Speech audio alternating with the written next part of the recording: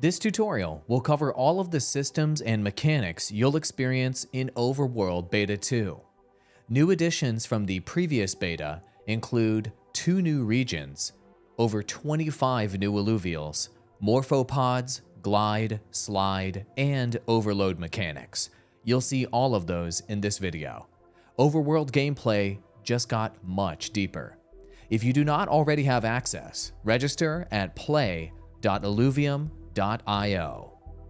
You'll play as a ranger in the full game, but for those in the private beta, you get to be Arlen. This is your only chance to play as her. You'll land on a planet that all scans indicate is dead, but soon you'll discover how wrong that is. Your job will be to rebuild your ship, but in order to do that, you need to traverse across 7 biomes. In Overworld Beta 2, you'll be starting here in Sanctum Mesa with nothing. Then you'll go into Crimson Waste, Abyssal Basin, Brightland Steppes, and there you'll gather resources and return back to Sanctum Mesa to forge items and fuse Illuvials. Rinse and repeat, and that's how you progress in the Overworld. You'll arrive at the Obelisk, where you can press E to interact.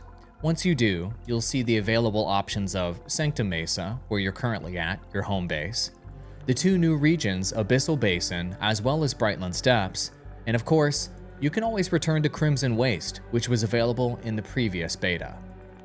You'll be able to select your stage here on the right-hand side. Stage 0 costs 0 fuel, and then an increasing amount of fuel is required to go from Stage 1 to Stage 2 to Stage 3. The fuel costs, keep that in mind versus your total fuel, and the fuel resets daily.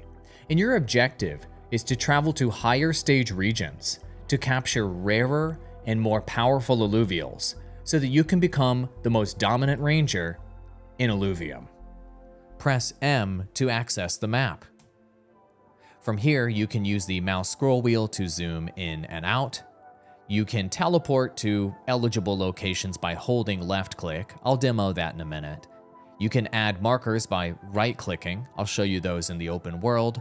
You can toggle things that are not markers on and off by pressing G to simplify. And if you ever lose track of where you're at on the map, your ranger, press F and it'll center on you. Also in this menu, you can quickly at a glance take a look at your obtained Illuvials, Minables, and Harvestables. I haven't got any yet on this account, but when you click deck, you'll see that I do have some Illuvials, augments, and shards that I've crafted. I'll show you those options in the forge later.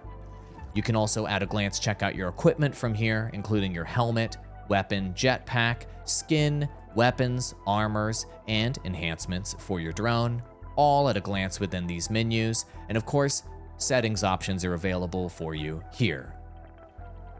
Let's go over the traversal mechanics of Illuvium Overworld. WASD on your keyboard, plus looking around with the mouse, will help you walk in whatever direction you would like. When you want to go faster, press Shift. To go faster, this is called Sprint.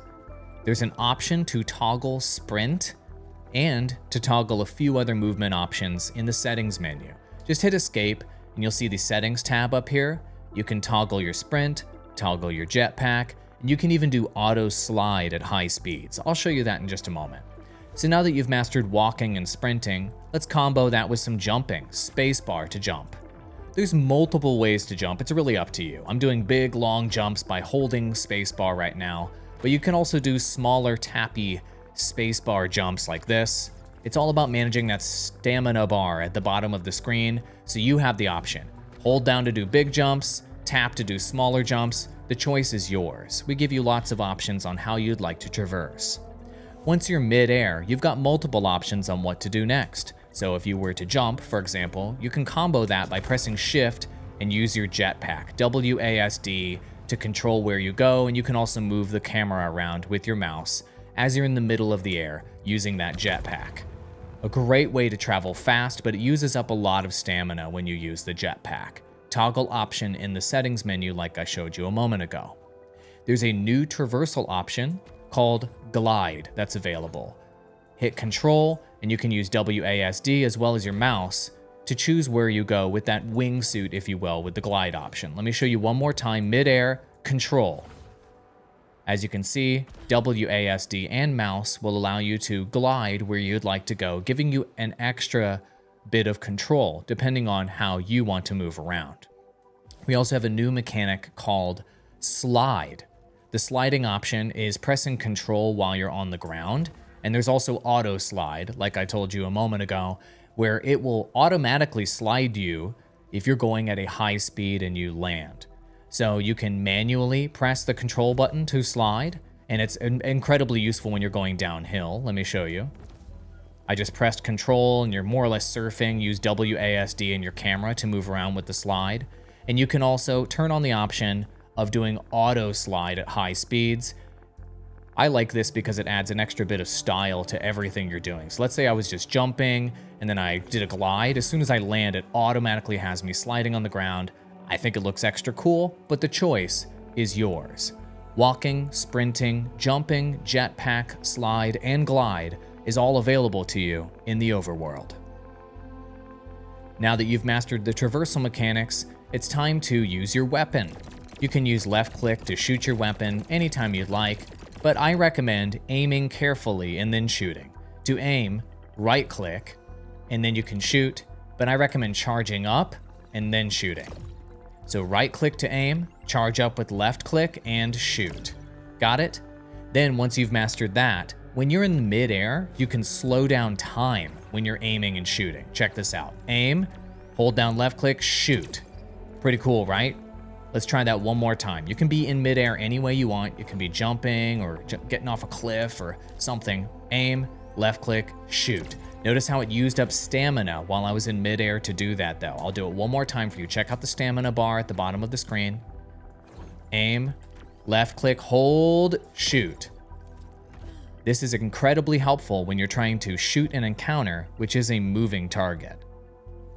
You remember that marker I placed on the map earlier, M for the map? Remember the marker right here? Here it is in real life, shooting up like a beacon of light in the sky to help you traverse the overworld. Very helpful, especially given the maps in Illuvium and the spaces you have to traverse are so large. Having those sort of physical beacons, if you will, out here versus the map can help you navigate these large areas. As you can see, there's a terminal for the survival arena. If you enter this, you will enter an additional video game. Training mode holding E, competitive survival holding R. There's an entire tutorial video just about this video game in a separate video. Long story short, you're battling Illuvials in wave after wave scenarios to try to survive as long as possible. Go in here into training mode first, try it out, and start to master the mechanics of the arena. The fastest way to travel in Illuvium is teleportation. Press M to bring up that map, and then find a teleport-eligible location, such as the Obelisk. Hold down left-click to teleport, and as you'll see, it'll take just a few moments, and you'll be right there. Once at the Obelisk, press E to interact.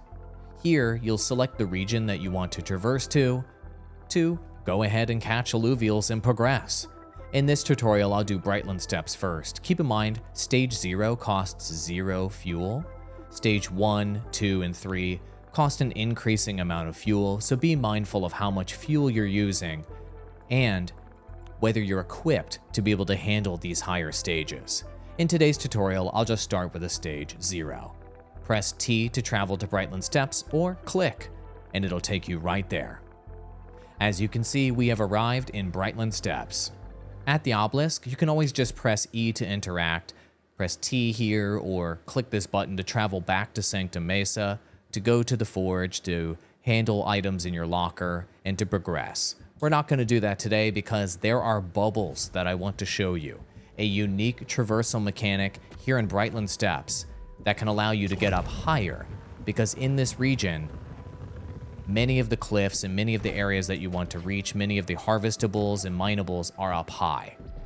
As you can see, you can just jump right into one of these bubbles, and it'll carry you up high in the sky, almost as high as you want. I'm not going to show you how high it goes at maximum height because it takes a little while and it's a fun ride, but whenever you want to get out of the bubble, what you need to do is fire your weapon, it pops the bubble, And then I recommend holding down Control to glide after you fall out of the bubble to land wherever you're trying to go, here in Brightland Steppes. Successfully navigating the overworld is all about finding points of interest as quickly and effectively as possible. You can do this by using your visor, pressing Q, and as you can see, it grays everything out but certain points of interest that you'll want to interact with. You can also pull up your map by pressing M, and you can toggle heat map on and off, self-explanatory. The hotter areas, you want to go check those out.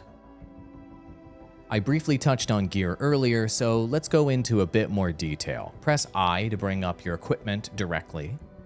Here you'll see that helmet. Remember the visor I mentioned earlier? That's where you do Nethersight by pressing Q. It even sees through walls, by the way. That's how you find that sweet, sweet loot in the overworld more efficiently. Once you find an encounter, you can use your weapon to shoot it and enter it and battle and capture Illuvials. I'll show you that in a moment. Your jetpack is upgradable, so the higher upgrade you have, the further you can fly with the most efficient amount of stamina. And the boots allow you to jump higher and more efficiently as you upgrade these. You can also swap out skins. On your ranger, I can remove my skin or add my skin as I see fit.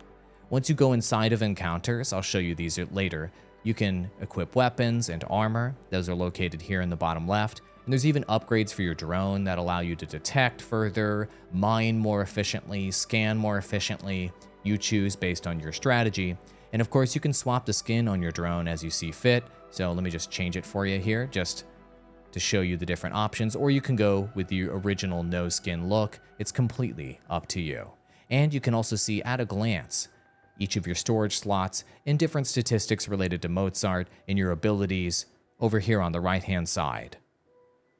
All right, let's get straight to the fun part, which is capturing Illuvials. You need to find an encounter like this one floating around here, and notice how it's a moving target, and you need to nail these. So, remember that slowing down time mechanic I showed you earlier? It's time to use that. Jump, jump, jump. I recommend aiming, charging up, and shooting. And once you nail it, you can fly up to the encounter and press E to interact. Here, I do recommend scanning by holding E to see what the contents of this encounter may hold for you. This one is saying that it's an air encounter there on the right-hand side, and it looks like there's 2 Illuvials inside. If you wanted to capture these Illuvials, then you would enter and fight. I do, so let's go. Hold down R to fight, and then you will enter the encounter. Now, by the way, this is a unique battle board, only available in this region that we're about to enter right now. And here within the encounter, I'll explain a few basic mechanics, including dimensional instability. See this bar at the top of the screen? It's basically telling me, don't use too much mastery points and power, if you will, to defeat the enemy team, or you will end up kind of collapsing the stability of this dimension. And you'll see that visually on the screen. Let me just show you how it looks. Okay, so when I put this slash in out, it costs a certain amount of mastery points. And notice how by deploying that Illuvial, it depleted the dimensional instability here at the top of the screen. It made it less stable. As you can see visually, it became less stable. Okay, let's say I wanted to also equip a weapon. Notice how that used even more mastery points. Uh-oh.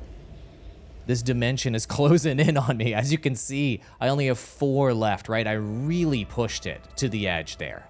So let's say I maybe don't want to push it that much. Then I could go back and refund some of those mastery points by either removing the weapon and armor or recalling the Illuvial off the battle board if I choose, and it'll refund all of my mastery points and all of my dimensional instability, okay? So in this example, I'm just gonna put slashing out because I know I can win with slashing. And I'm going to deploy the augment to slashing that allows it to have a vampiric effect, increasing 2 stats along the way. As you can see, yikes, things have become quite unstable. Looks beautiful, right? Cool, let's start the battle. So you could press start. Don't just sit way up high. Honestly, I recommend going in and zooming in on the fight. There's a free cam mechanic that you can use. If you want to make it cinematic, hit Shift H. I like turning off the HP bars. and just watching them fight. I think it looks beautiful, but hey, you can do what you want. Move the camera around, enjoy the cinematic fight, watch it play out. It's highly strategic, and you can decide what you want. Hit Shift H again if you want to see the HP bars, and keep up with the fight itself. I'm definitely going to win this one, because I ended up spending a bit too many mastery points to win this time. But I just did it for the tutorial video so you guys can see what the sequence is after this. Once you win the battle and you see those cool victory animations, it's going to give you the option to capture some Illuvials. So here, you're going to go ahead and select one of your shards or fragments. You're going to drag and drop it on the Illuvial that you're looking to capture. I'm just going to randomly select one, and you'll get a confirmation screen. Your drone is then going to attempt to capture the Illuvial right here. Let's see if I get lucky. If it's successful, I'll get fireworks. Let's go. Yeah, all right, we were successful. Good stuff. Perfect. So, it'll show you statistics and an image and all of that related to your Illuvial that you captured. Congratulations, it's now yours to use in the arena or here in the overworld as you see fit. Good stuff. Now, let's attempt to capture the other Illuvial. Oh, we can't because we spent too much mastery points on that battle. See how the whole thing collapsed? See how the dimension was unstable, if you will? That's because we overspent mastery points, and that's the consequences of putting too much power, if you will, on the battle board rather than optimizing when you're trying to catch Illuvials. Successful runs in the overworld aren't just about capturing Illuvials by entering these encounters, it's also about gathering precious resources in the overworld. To spot those resources, you can always hit M, and it'll show you all the resources you've seen on the map. You can right-click one of them if you choose and traverse to it that way. I prefer to hit Q for Nethersight, and the resources stand out with a different color against that gray background. Really easy to spot them that way. So let's just go up to this resource, just as an example. Let me show you how the mechanics of this work. So once you walk up to the resource, you can press E to interact with that resource. And once you do, you have multiple options available. You can press E to scan the resource for a low amount of energy. We'll do that. Your drone will scan that deposit or that resource and tell you what's inside, essentially. And then once you look at the bottom of the screen, you can determine, do I want those resources or not? If you do, hit R to extract the resources. Now, depending on the resource you're at, there may be multiple rounds of extraction that are available. As you can see on the right-hand side, some of the resources have been added to my inventory. Let's do it again. And each time I do this, it tells you the energy cost, and it's using up your energy in the bottom right-hand corner. See down there, it went from 4540 or 40 down to 4440. It's using energy every time. So you need to weigh the energy cost of extracting the resources versus the resources you're getting, so you can strategically select the resources that you need. And as you can see, this one is now depleted. When you're running low on energy toward the end of your run in one of the regions, as you can see, there is a new mechanic called Overload. See that wall headed toward me, essentially, this bubble closing in on the entire region?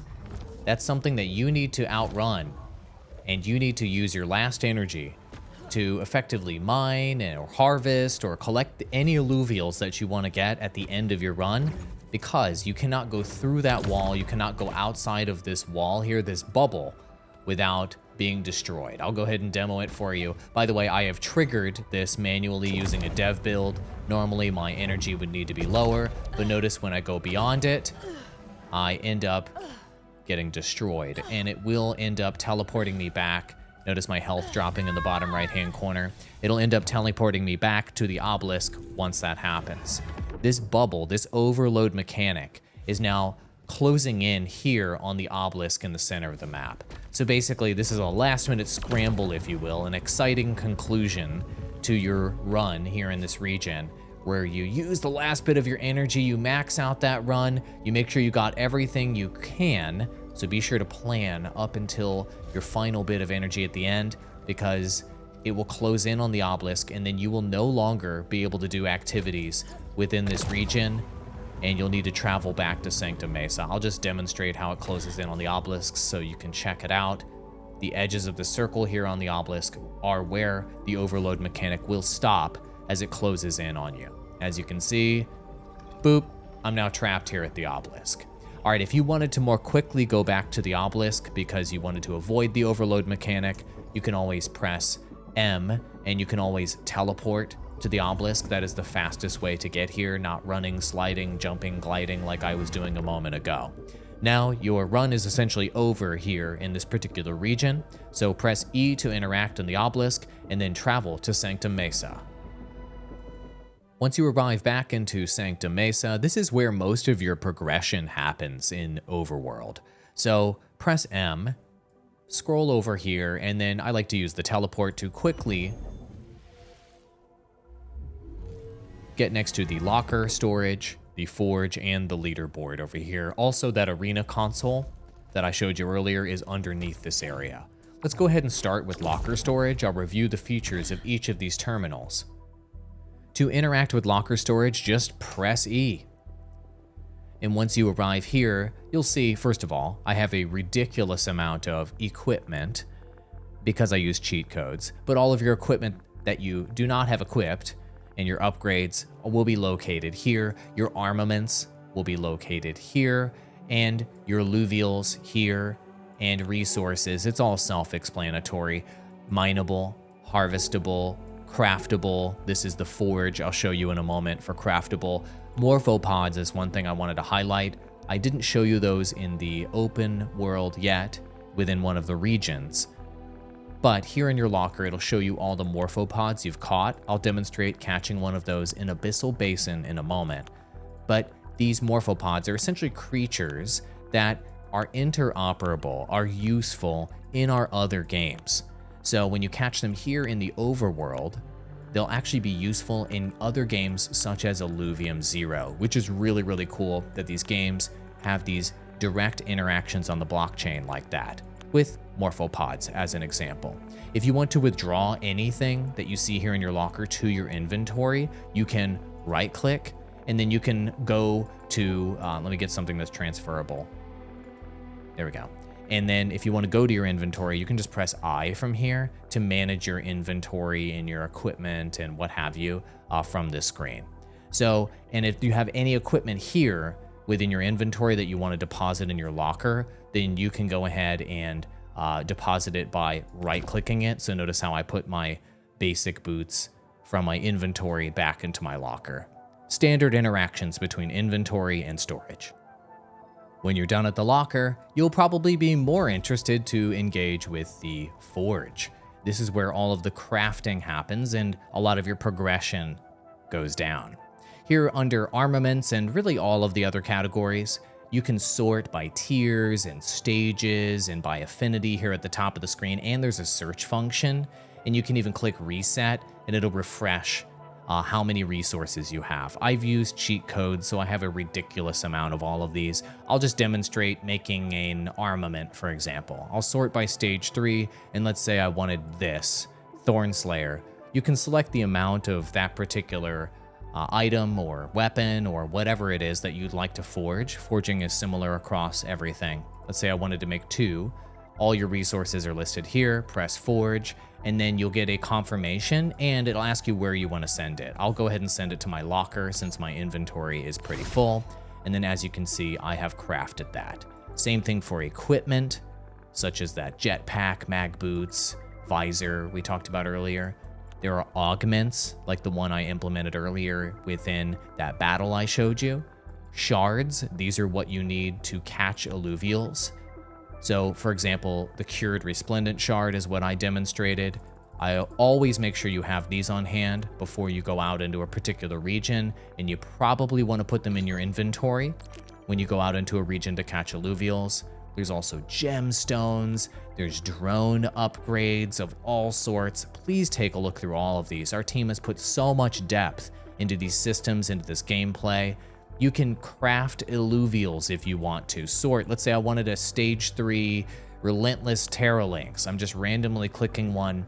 I can then, if I have the items required and the Illuvials required, I can fuse multiple Illuvials together and create a new Illuvial here through the fusion process, just as an example. All of this progression, all of this forge activity makes you stronger, more powerful, so you can take on greater challenges in higher stage regions. And of course, there are skins that are available. I demonstrated some of them earlier, and you can forge those skins and implement them to your drone as well as to your ranger. Now, here under deconstruct, there's also the option, if you wanted to deconstruct items. That's up to you, how you want to manage your resources. Once you're done at the forge, you may want to take a look and see, I don't know, if you're the most dominant ranger in Illuvium. I know I want to know if I'm the best. Now, I'm not going to be able to see any real statistics here in the leaderboard when I press E for interact, because this is just an internal development build I'm using for this tutorial. But when you interact, you'll see other actual players and their statistics on the right-hand side, their scores, their times, their names, their avatars, etc., their Illuvatar over there on the left-hand side, and their rank. Pretty cool. And you can toggle by region if you press R, etc. All sorts of ways to determine whether you are the best and whether you have efficiently and effectively progressed through the overworld better than other players. Now that you're done interacting with these terminals, it's time to take on greater challenges in the overworld. Let me show you the other new region. Teleport, hold down left click to teleport back to the Obelisk. I'm going to show you the other new region we're showing off here, and you're testing in Beta 2. Press E to interact, and remember, you're always trying to take on greater challenges if you can, whenever you go back into the overworld. Abyssal Basin, so last time I did a stage 0 run. Let's try a stage 1. It'll use some fuel, but you know what? Let's do it. Also, here in Abyssal Basin, I want to show you Morphopods and the unique traversal mechanic of Abyssal Basin, Lillypads. As you can see, Abyssal Basin has a completely different feel from Brightland Steppes. It is very different from Crimson Waste. All of our regions are just gorgeous, just masterfully created, and as you can see, I landed on a Lillypad. These are required to traverse through this region. If you don't land on these Lillypads, this water, if you will, down here, it will kill you. Don't believe me? Let's jump in. The water's fine, I promise. Oh boy, not so fine. So if you jump into it on accident, it will teleport you back to the obelisk. In my opinion, Abyssal Basin is significantly more difficult and complex to traverse than Brightland Steppes, so I do recommend once you've ridden the Lillypads to wherever you want to go ahead and jump off, go to a safe location on the shore side, if you will, and press F to put a teleport beacon where it goes green. And so once you have a teleport beacon somewhere on the map, then you can teleport back to this place if you accidentally fall in and you die, to go ahead and save time. And as you can see, the teleport beacon is located here on the map, and you can teleport to it from anywhere else. This can allow you to do more efficient runs. This can allow you to move across this large, deadly waterway, if you will, here in the center of the map. And I found it incredibly useful for Abyssal Basin in particular. This can also be helpful in Brightland Steppes. If you reach a high location that you want to go back to, you can use the teleport beacons in Brightland Steppes to that effect. Do you see the Morphopods on the screen right now? I know you don't. It's because they're very difficult to find. They're very small. It requires you, for the most part, to use Nethersight, especially when they're located, let's say, in the shallow water here. See them there, those little creatures crawling around? So what I like to do is I like to aim, use my Nethersight and fire, and essentially suspend the Morphopods in place so they stop moving around so much. It makes it easier to catch them, and you press E when you get close, and then your drone will attempt to catch the Morphopods. So I'm gonna go ahead and do this, and then press E to capture these Morphopods. There it is. Hopefully it's successful. Oh, those Morphopods escaped. We are not looking for feedback right now on game balance. We are looking for feedback on user experience and game flow, and we would greatly appreciate that you report all bugs you find with details. Press the B button up in the top right-hand corner to do that, and thank you for spending your valuable time with us and helping us improve the overworld. No! Good luck out there.